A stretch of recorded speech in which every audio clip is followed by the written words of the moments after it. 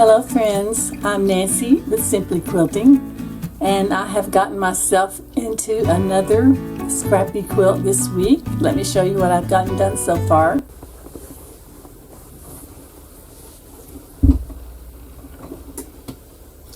Now these are just simple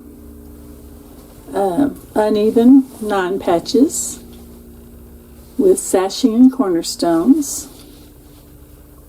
And so far I've gotten 10 blocks made, and I'm putting them together in rows of 5. So what I've got here is two rows of blocks put together, and I need a few more than that. So let me set this aside and I'll show you where this all started from.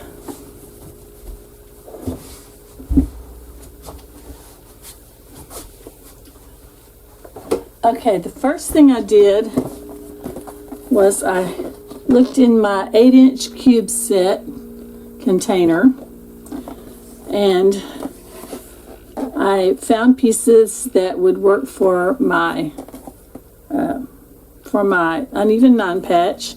The first thing I found was a 4.5-inch square. So I've got all of those right here, or the ones that are still left. And then the next thing that I needed were these little 2.5-inch pieces, squares. And then these are the next size, and they are 2.5 by 4.5. And that's all I needed out of all of this. Now, I ran short on some of my 2.5-inch. Let me show you how I've got it laid out. I ran short on some of these and some of these. So I went to my 2.5-inch strip container, which is right here. And so then I was able to find enough of those to make up for what I still needed. After I robbed this bin, then I went to this bucket. So, and I'm keeping these out just in case I have to cut something else, because I have more in here that I can draw from if I need to. So you saw the ones that I had put together. I'm just using a neutral, I'm just using neutral 2.5-inch pieces here to put between my blocks. And then these, as you can see, these go in the corners. And the way I'm putting this together is I'm alternating blues and greens. As you can see, my quilt is going to be basically blue and green. So I've got a blue, a green, a blue, a green, a blue, and so on. So that's how I'm doing that. I'm just alternating the blue and green cornerstones with the beige sashing. And there will be a border around this too that I'll probably have to cut from some of my yardage if I can find something that will go really well with this. I'm pretty sure I can, because I have quite a bit to pick from. Okay, so let me just give you a quick run through of how I'm putting these together. It won't take long. Normally I would stack all of these up on here, but just for the purpose of the video, I just laid out one. So let's stitch that together.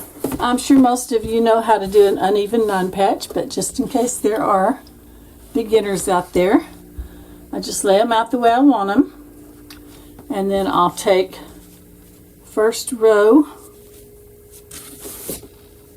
pieces of the first row, stitch them at 1/4 inch, and I'll leave that on there, and then I'll take the next row. These only take about 5 minutes to put together, not counting the sashing and cornerstones.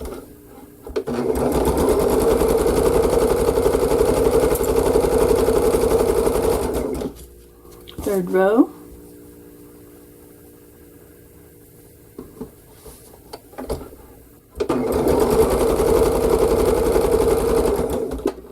And then I'll just take the 2 back rows off, lay them back out. I'll leave that one intact for right now. I'm just going to do the top and bottom rows, press them to the outside, finish this row.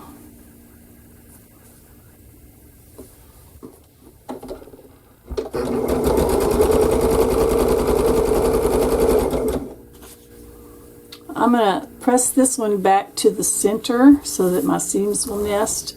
So the middle row goes to the center and the top and bottom rows go out to the outside.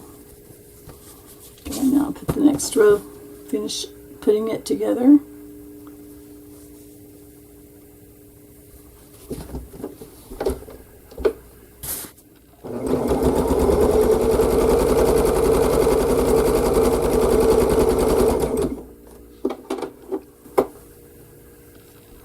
This is my last row. Pressing it to the outside.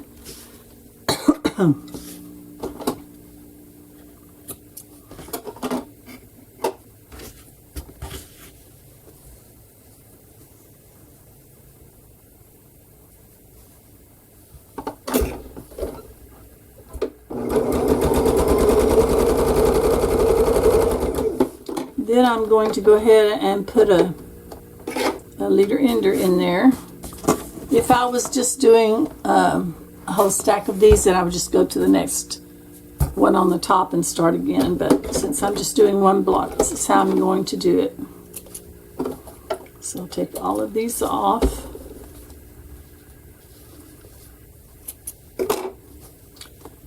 I have one of those little things like this, but I don't always remember to get it out. If I was doing a lot of them, then I would. Okay, so I'm going to press this to the inside, this one to the outside. Now I'm going to go ahead and press these, especially this middle one, to make sure that it lays the right direction.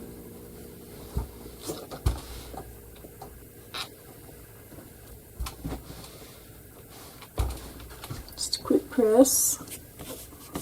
I think these will be okay because they're lying pretty good. I'll nest my seams. One goes one way, one goes the other.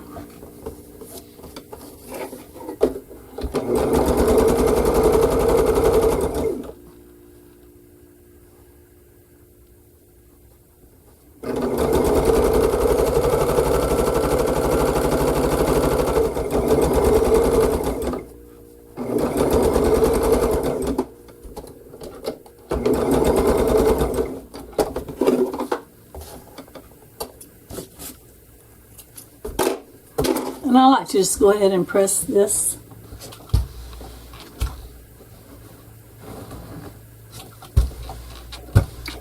You don't have to do that. Some people are very talented and they can do a whole block without pressing anything except for finger pressing.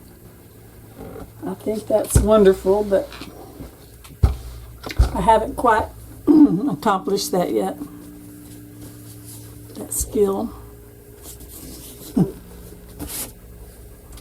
Alright, last one.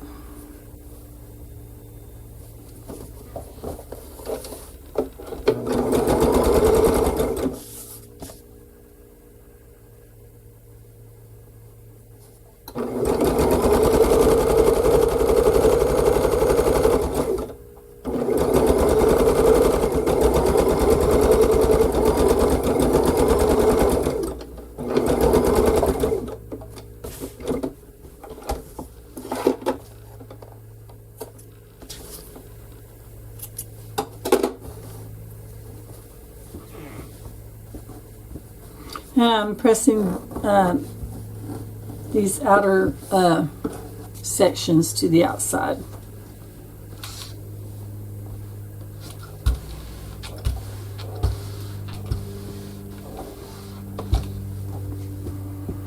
So I'm alternating green and blue, like I told you before. So I'll just show you the blues that I've gotten done so far. None of them look alike, although there are some of the same fabrics throughout the quilt.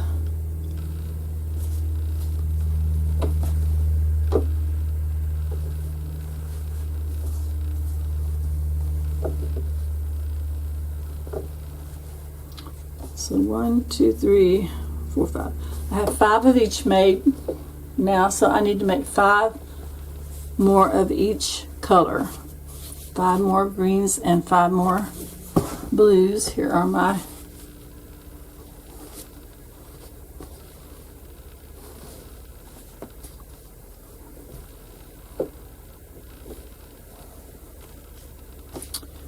green ones.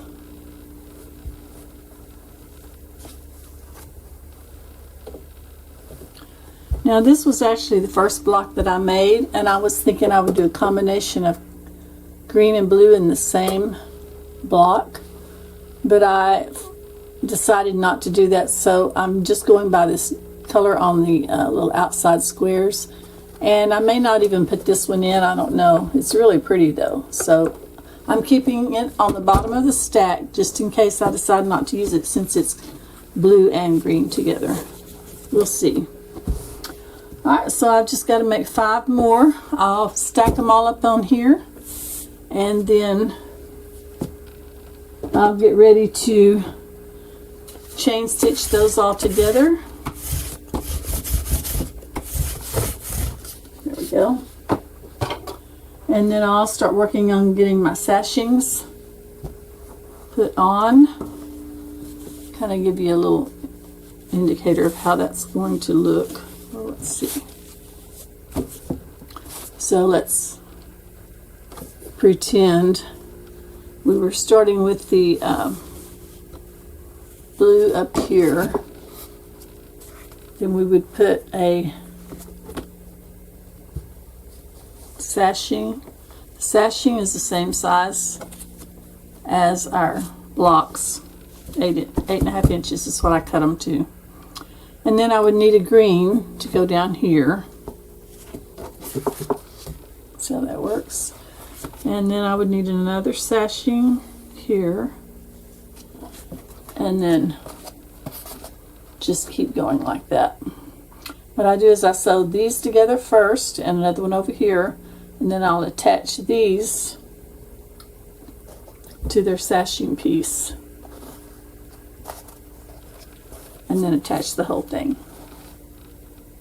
And then when I get ready to make my next one, pretend there's another sashing here, then I would use the green and I would place it over here on this side and not put a sashing strip on this side because there's already one here for it to go up against.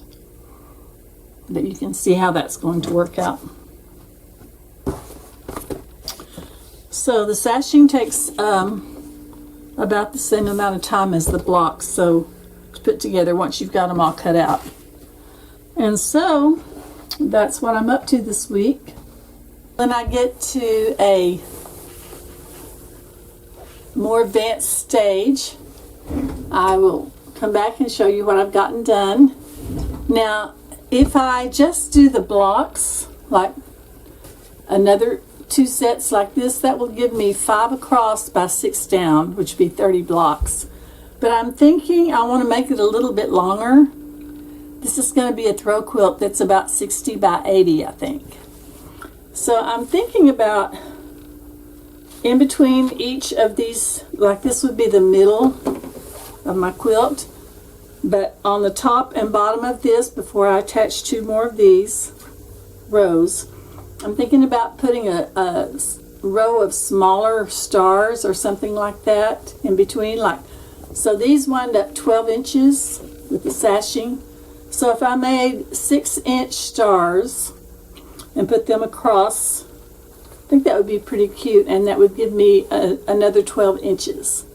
So I'm at 72 inches the other way, so that would put me at what, 84 inches? Something like that. Okay, So that's all for tonight, but I will be back later to show you how this is coming along. Thanks for joining me at Simply Quilting. God bless y'all.